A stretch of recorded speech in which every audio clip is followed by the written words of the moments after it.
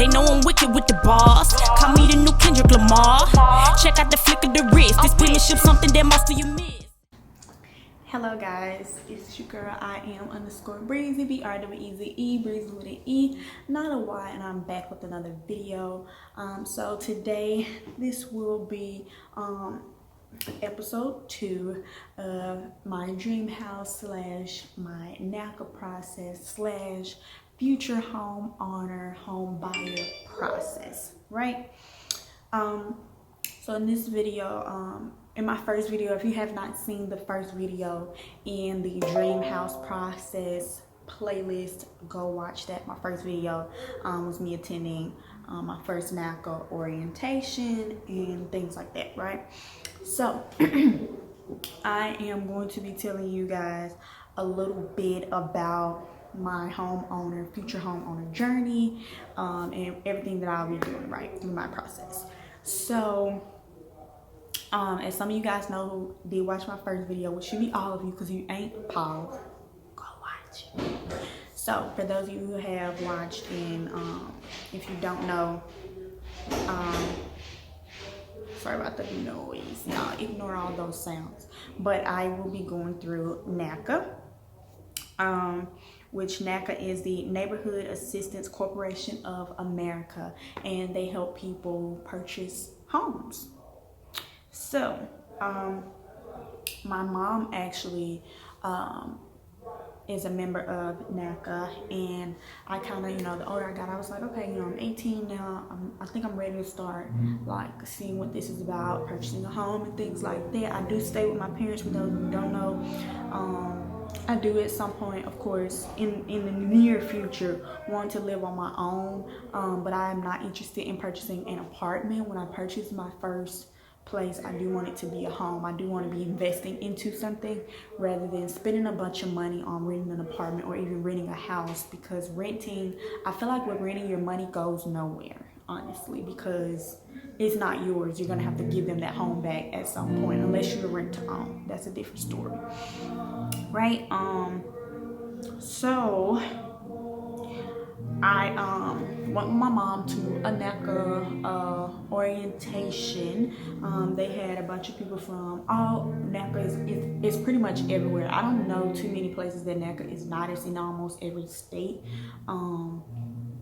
And if you don't have one in yours, that's okay. You can go to one of their orientations and, just work from wherever you're at. You don't have to stay in that place where Naca is. So in the last video, I told you guys that when I went to orientation, I was given my Naca action plan, and that's what I'm going to be going over with you guys today. Now, Naca does not have an age limit that I know of. I don't want to give y'all false information. I did this last year. I did this last year while I was 18, so I guess the youngest age would have to be 18. So I don't think it's too much of I don't think it's a big age range. I think I was probably like one of the youngest people. They made a very big deal out of the fact that I was 18 and I'm coming through their program, so I'm not sure if there are too many younger people who are in the Naca program. So for safety, we're just going to say 18 is maybe, but I don't think they have an age range at all. Your credit does play a part in how much you get approved for, and what Naca does is Naca purchases the home for you based off of your credit and how much you make a month, all of these income variations and value variables and things like that. They purchase it for you, and you pay Naca back with a low APR rate, right? And I'm talking about super low. Your interest rate, paying them back is little to none, okay? It's like the bare minimum, especially when it comes to purchasing a home. And I'm not going to tell you the percent because I don't know if it's the same for everyone. It may change on different people, so I don't want to tell you my percent and then you go through the program and it not be that. So just know that it is going to vary. So for example, my action plan is going to be completely different from your action plan. Nobody's action plan is going to be the same, right? My action plan is based off of all the different variables that make up who I am and my credit history, my spending habits, my job history, my income, all these things are based off of only me, specifically to me, right? But I am going to go over my action plan so that you guys can kind of see. So when this action plan was made, I had 0 credit. 0 to little. It was small enough to where I was just like, no, I don't have no credit, right? So I had 0 credit. I was making only $2,400 a month.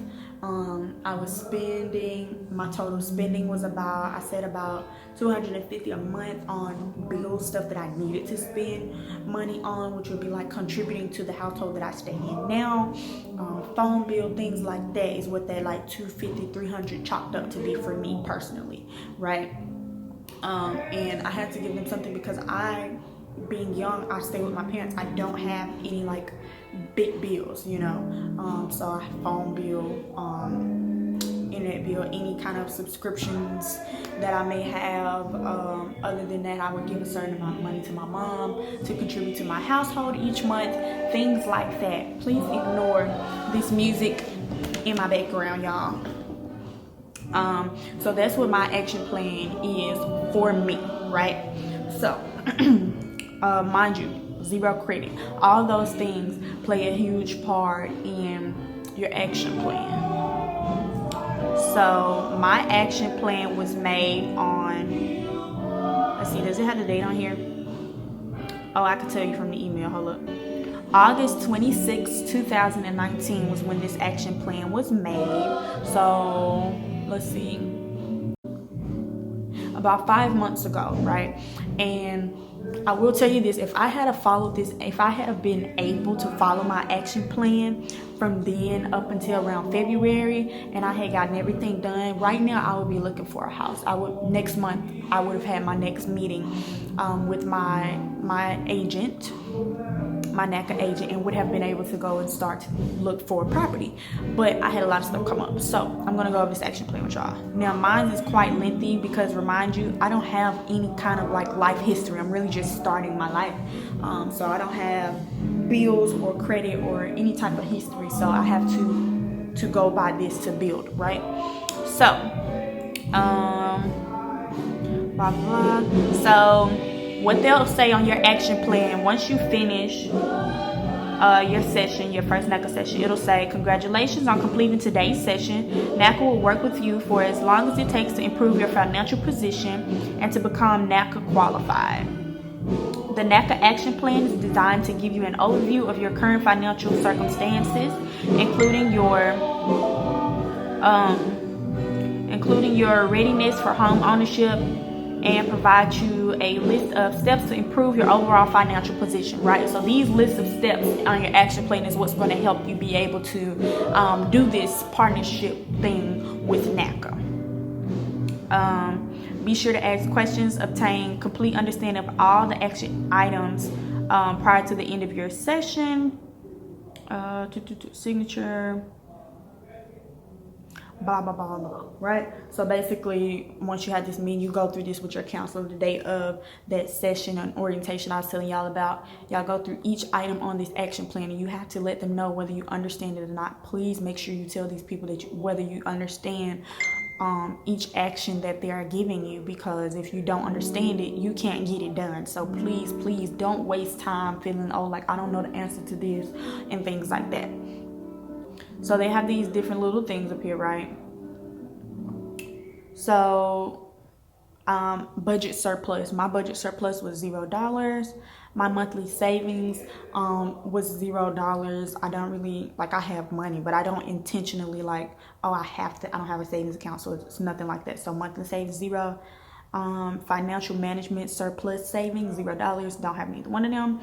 My monthly income was $2,674.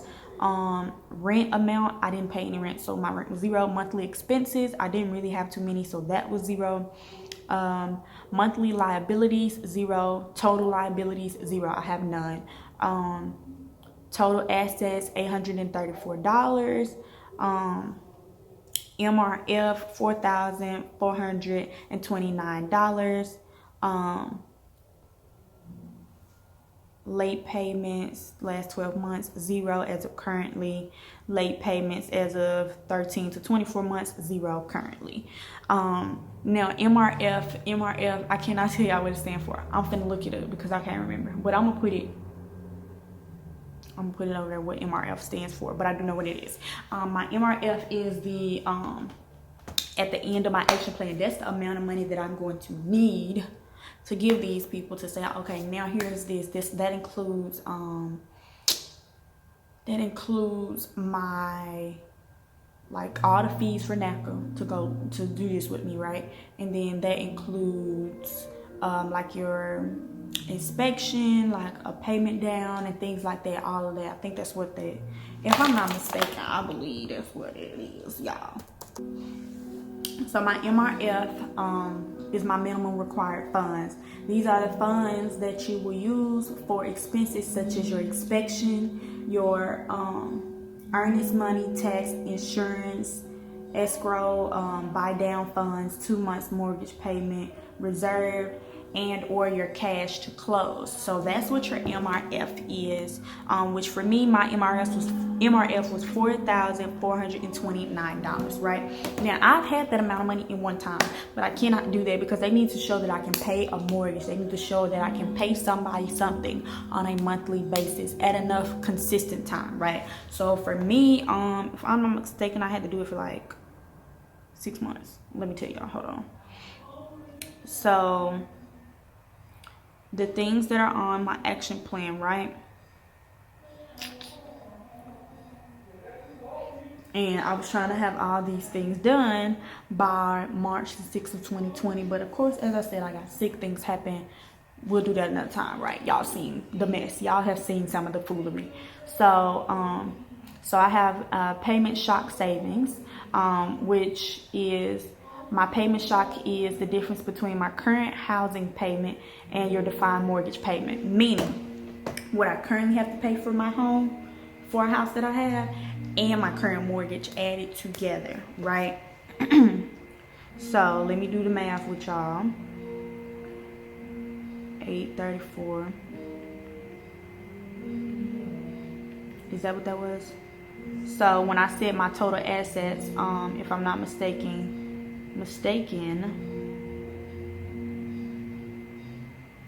834 is what I would be paying on a mortgage, somewhere up in there, right? And what I currently pay, when they say rent amount, then we marked that as 0 for me specific because I don't have any, but we did put my household contributions down because I contribute to the household that I currently stay in. So I believe, yeah, so, okay,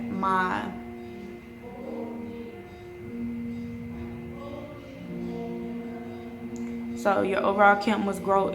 My bank account must show that I can save $1,029 each month and continue to demonstrate those saving patterns throughout my closing, right?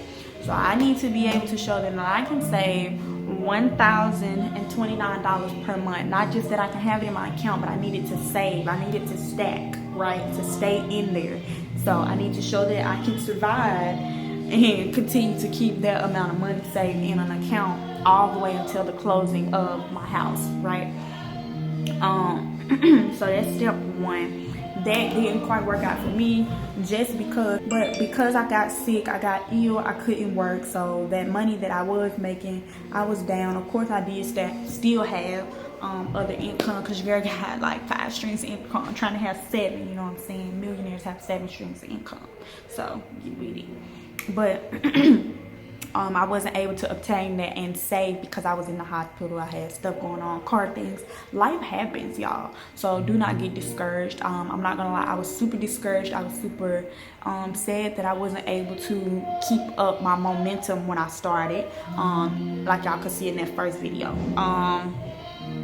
So the second thing on my action list is my minimum required funds, my MRF, which for me, I need to document the minimum required funds have been saved in order to qualify in the amount of $4,429, right?